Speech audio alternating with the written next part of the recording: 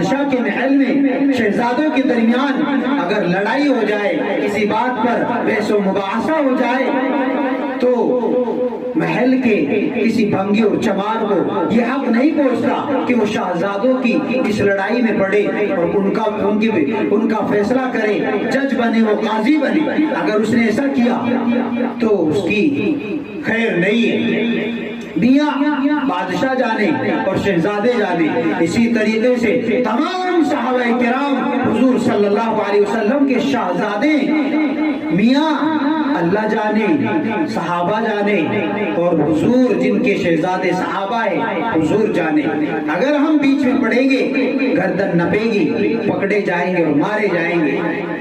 اس لیے ہم صحابہ کے درمیان جو مشاجرات بات چیت ہوئی، وہ کوئی ایسا نہیں کہ ان کے درمیان کوئی دشمنی تھی، حسد تھا، بغض تھا، ایسا نہیں ہے۔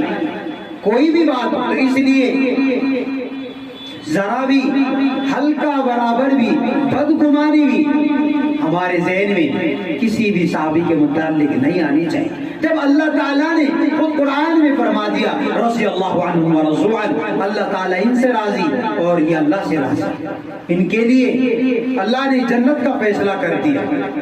تیسرا بنیادی عقیدہ صحابہ سے متعلق